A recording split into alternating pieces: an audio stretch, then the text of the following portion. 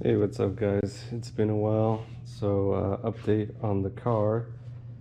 The hot side is out because I think about 2 months ago the turbo decided to blow. I think the thrust bearing on this it wore out because I'm not running a blow off valve, and because of the stress of the turbo surge, I think it wore out the bearing because in the back a bunch of oil just started leaking out, and it was on the exhaust.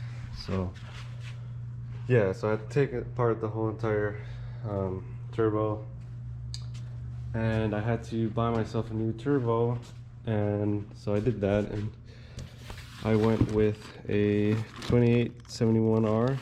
Let me pull it out real quick.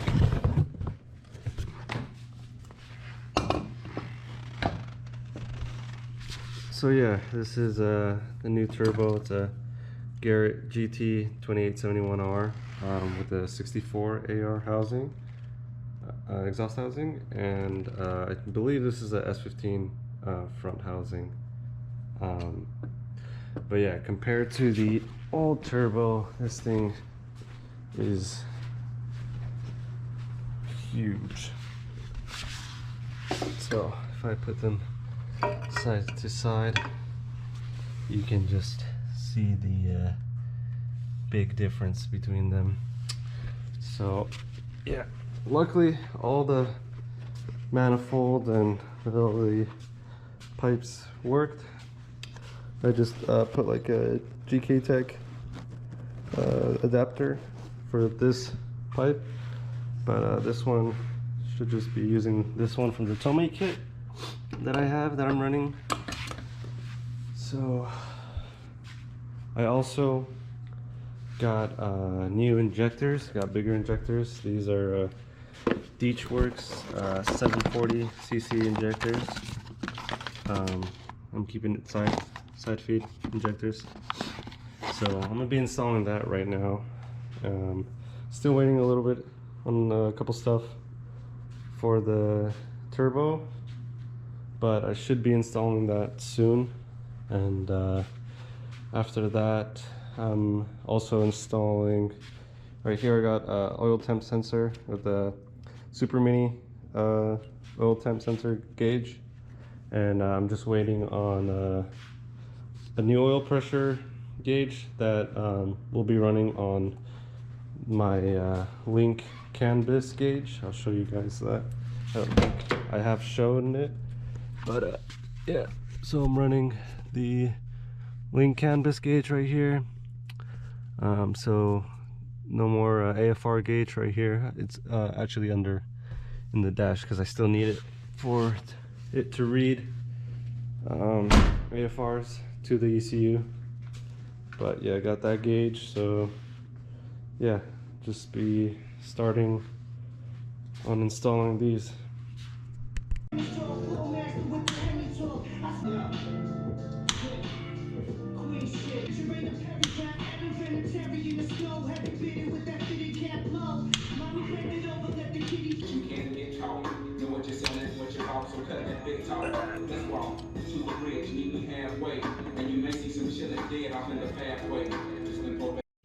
Alright, got the old injectors out.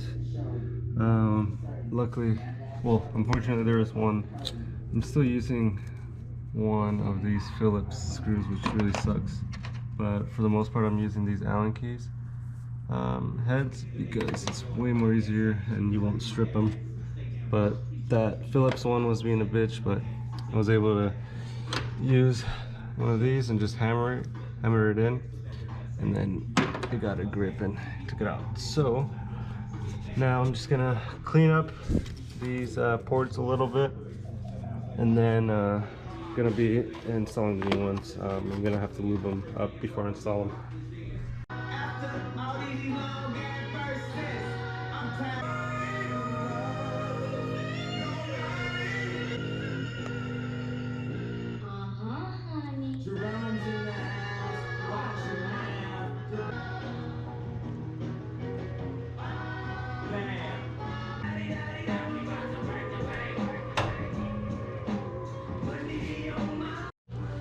Alright, so finally got all the new injectors installed and got it all back and sealed. So now I just gotta move on to the hot side. Alright, so I got the new turbo all mounted and got the elbow and the manifolds and all the lines mounted onto the new turbo. I'm gonna put it in now. Hopefully it's not too much of a hassle to get it on, but I know it will be. Alright, what's up guys? So I got the turbo in with all the lines hooked up. Well, at least the water out line. It's kind of a pain, but I've done this like a million times, so it's a little bit easier each time, but still kind of a pain in the ass.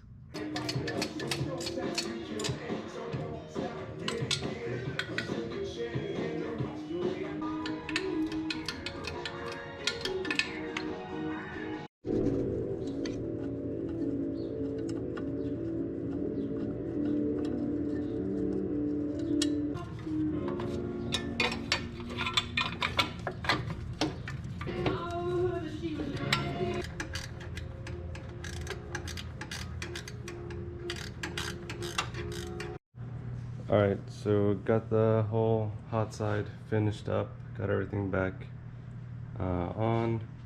Now I'm just working on this side. I gotta put the new oil pressure sensor and temp sensor, and then I'm gonna tidy up some of these wires that are kind of loose. Gonna put some sheathing. I just gotta put the water line from the turbo, and I think that'll be it. Alright, so I got the wiring all tucked up and put new protection on the wires. I got the T and all the sensors and the turbo line for the oil all torqued or tightened, and got it all mounted. And I did the wiring for the oil pressure and oil temp sensor, got that finished up. So now that all that I have to do is just put the oil drain line on, and then put the exhaust, and then just put on the fluids. It needs all of them, so I'll get that done. Alright, so I finished buttoning up everything. Exhaust is on, and I have oil, gas, and coolant in here. I still need to put some more coolant, I think. Obviously I need to bleed the system once the car is on. So I also ended up getting a new exhaust for the car. This is the ISR exhaust. Has a resonator and still keeping the dual tips. Only thing that sucks is that in shipping, this one got damaged. So I don't know, maybe in the future I'll fix this, but for now it's whatever. But yeah, ISR just gotta work on that packaging. But yep. Alright, so here's the old exhaust. The reason why I'm changing it is because as you can see, this is 3-inch, then it goes to a 2.5, back to a 3-inch outlet. And for the turbo, I don't want that to restrict. And as well, this exhaust hangs like very close to my subframe. That's why I had to like dent that in. And also I think it was on this spot too. So that, and the exhaust would sit crooked and like low. So I'm hoping with this ISR one that it'll fit a lot better, and also have a resonator, so the car will be a lot more quieter, which is what I want, especially since it's more of a street car. So yeah, I'm just gonna install the new one and I'll show you guys how that looks. Alright, so I got the exhaust bolted up, and it sits a lot better. It's not as low anymore on that side where the muffler is. And funny enough, this thing is sticking out a lot more than my old exhaust was. But yeah, you can see how much more it sticks out. So yeah, I'm interested to see how it sounds. So I just gotta tighten up a couple bolts and then I'll start it up. All right, first startup. Let's go. Oh my god, it's so much quieter. Wow, that's a lot quieter.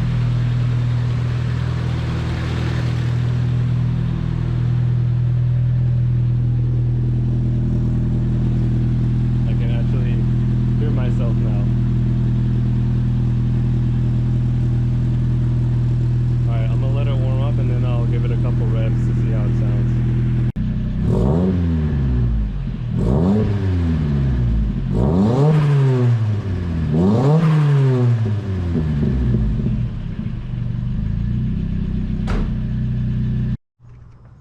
Yeah, it's a lot more quieter, which is really good because I was tired of the droniness, so I kind of want to take it out for a test drive and see how it sounds. But you can definitely hear a lot more of the turbo, which is good because honestly with these KAs there's no point of having a loud exhaust because they do sound pretty nasty. So I'd rather hear turbo noises than the exhaust, so that's good. So it'll be really good for street driving and hopefully daily driving if I can. Hey guys, so it's been a couple days. Basically got the car running and driving now. I did everything. Yeah, the car's running really good. I did changed a little couple things like my boost solenoid. I relocated it over here just for more simple lines, and then I just extended the wiring before it goes back there. Also, I couldn't get my oil temp sensor working. I'm still trying to figure out why. I think it's the sensor. I ordered a new one and I'm gonna try to change it out and hopefully have my oil temps working, but it's kind of like my least worries. At least my oil pressure sensor is working, which is good.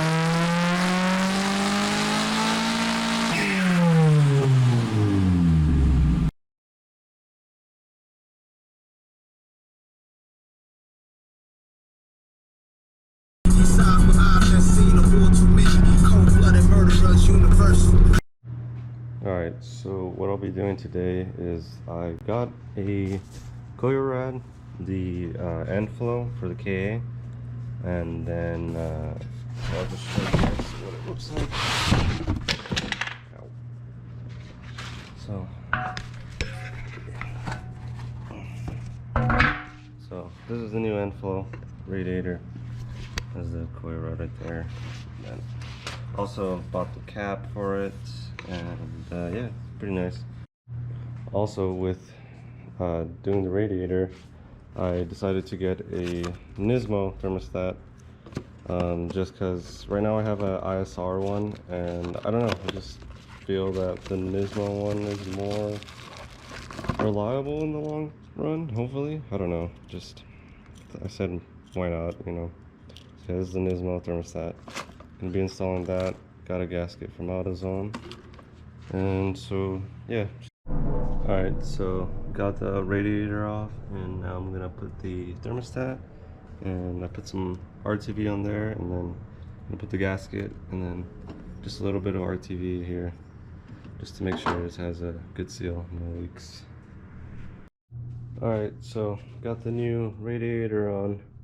Only issue that's kind of worrying me right now is this upper hose is kind of like getting squished up against the intercooler piping, so I might need to get this like fabricated to like go lower, so this can not be hitting. But other than that, I got myself a swirl pot, and also I got myself a Spall 12-inch fan. This is how it'll be sitting on the radiator. I think with the shroud I should have enough space. I'm gonna definitely check to see if I have space to put this. Alright, so I got the fan mounted. You just use like these radiator zip ties. So I have 4 of them on. Hopefully they don't come off.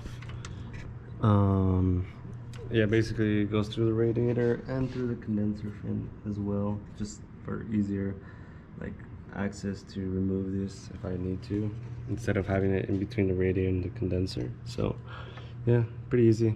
Now I just gotta wire the fan, and that should be it for the fan. And then just gotta still drain the coolant, and then just run the lines for the swirl pot.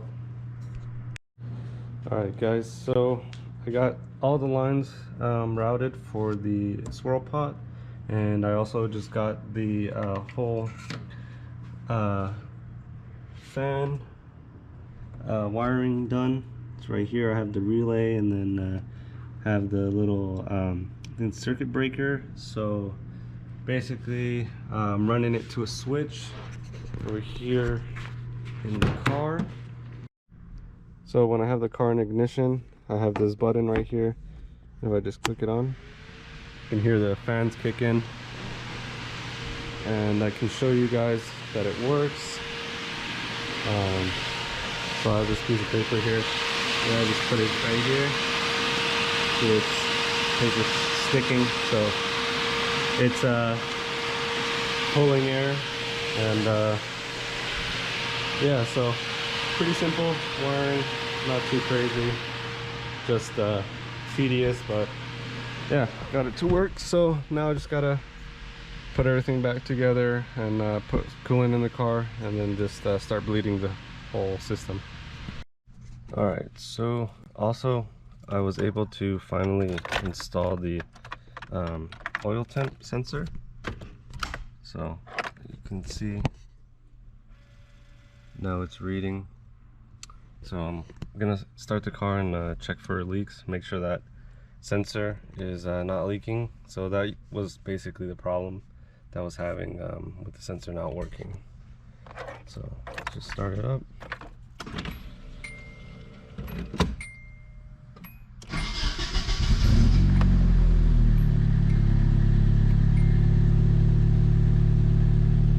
Alright, gonna check to see, make sure it's not leaking.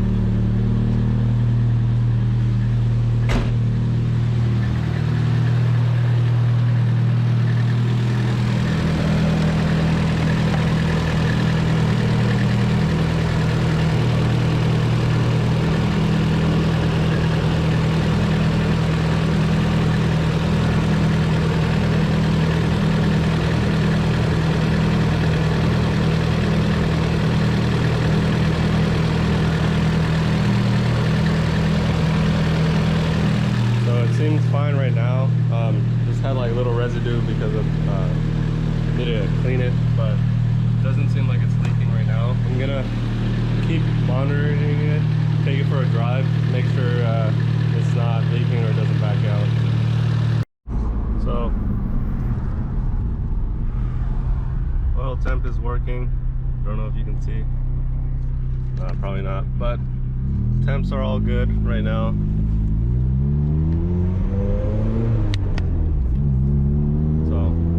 Car's running good.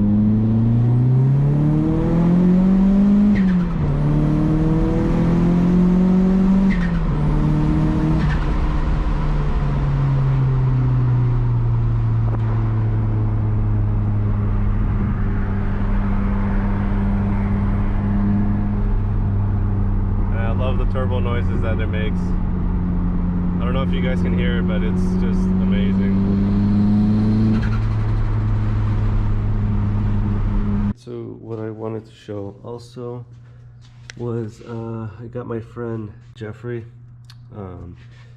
He re-welded my intercooler pipes and fixed my exhaust from hanging too low. So basically he did this whole like cold side, so now that the radiator hose doesn't touch. I don't know if you can see, but it's not touching anymore. And then he fixed the hot side. Now it sits much lower so it doesn't hit the hood. So you can see right here it was rubbing. So yeah, he did that. Built me a new test pipe because the flanges were just too thin of a gauge and it was like causing an exhaust leak. And I can show you guys under the car what he did. Also, he made the exhaust pipes the same length just because I wanted it to be the same length. I think it looks a lot better than having the staggered look. So what he did under the car is he adjusted the hangers on back here. Let's see. He adjusted the hangers right there, as well as this one. Put a better exhaust hanger. I think he left this one alone. There used to be a flange here, and he basically deleted that and just made it go through. So now, because this used to be the lowest point and it used to scrape pretty bad, so now that's not the lowest point. As you can see over there by the transmission, he installed a hanger, so using that OEM exhaust mount hanger to the transmission that not a lot of people use. So did that, and then here's the new test pipe, and yeah, that's basically everything. So the exhaust definitely was raised by like an inch, which is good. So now I shouldn't scrape as much, which is what I was having a big issue with. So yeah, shout out to Jeffrey for doing all that. Really good dude, really knows what he's doing. So happy with the way the exhaust came out.